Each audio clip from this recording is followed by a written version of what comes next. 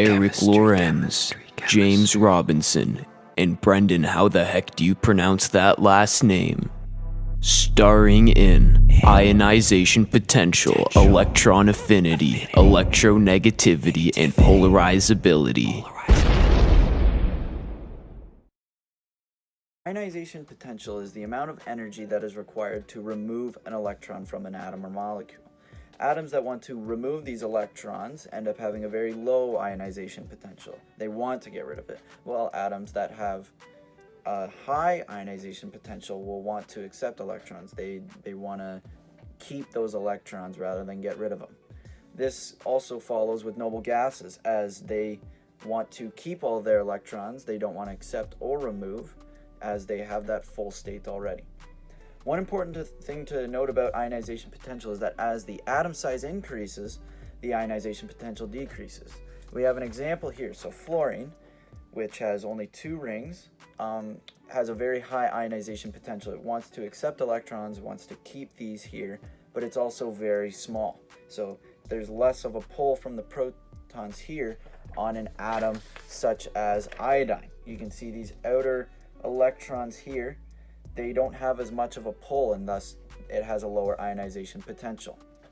If we look at the periodic table here, we can see the ionization potential trend. It goes from left to right due to these atoms over here wanting to remove their electrons, and bottom up due to atomic radius or atomic size.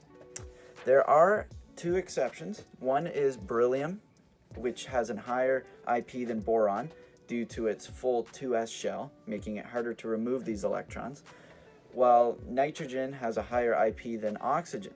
This is similar, as it has that half-full 2p shell, making it hard to strip it of those electrons.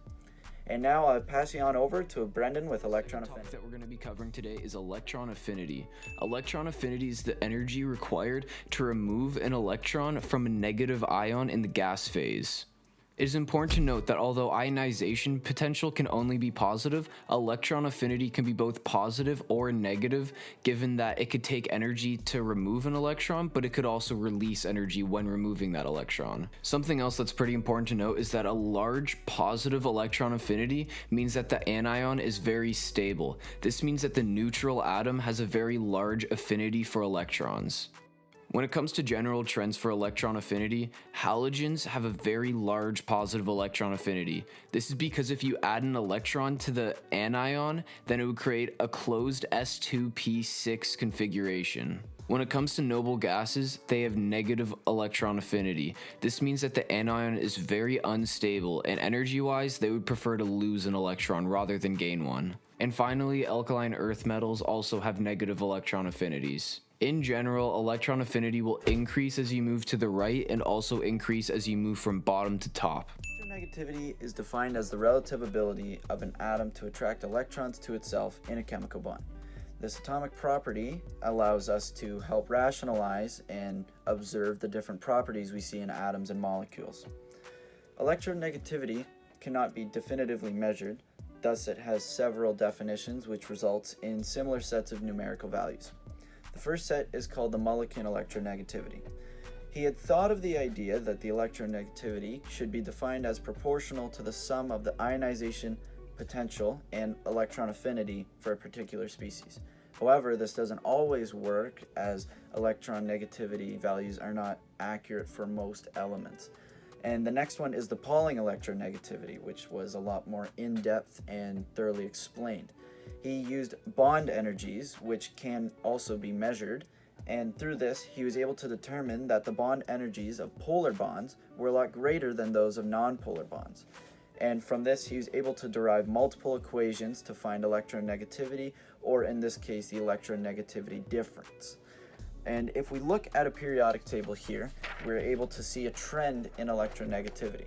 As you go from left to right, it increases. This is explained by the atomic size and ionization potential, as fluorine, the most electronegative atom, has the highest ionization potential, as well as it is one of the smallest atoms here. Due to its size, electrons of other atoms are much more attracted to the protons in its nucleus. Therefore, electronegativity goes up as you go up the periodic table. And with increasing size, it is harder to attract electrons to you. You have less of a pull from the proton as you're such a big atom that it's very spread out. Most of the noble gases do have an electronegativity of 0, but there are two exceptions, this being krypton and xenon. This is due to their ability to form bonds mostly with fluorine and are caused in part by these noble gases' sizes as well as fluorine's amazing ability to attract electrons. And now I will pass you on to Eric with polarizability.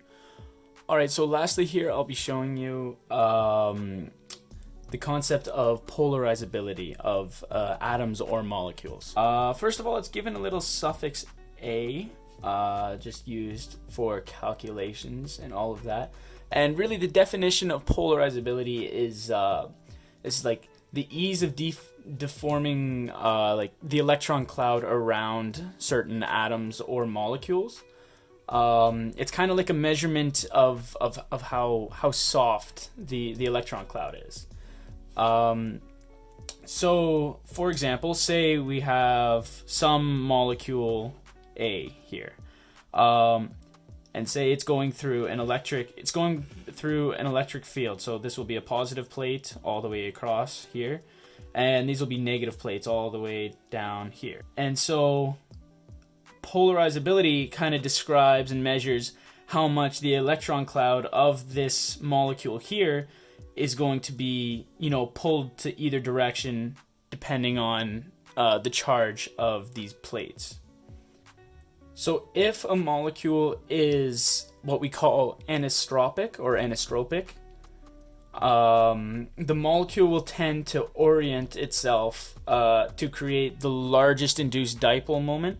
So say, for example, this wasn't here, and this had this was a negatively charged polar molecule. That means to this positive plate here, and if it has a high polarizability, that means the electron cloud is gonna be deformed, and the electrons are gonna be pulled towards this plate here.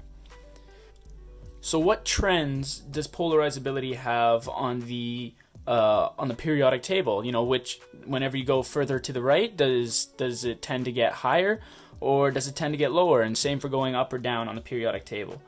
And it's actually inversely proportional to electronegativity.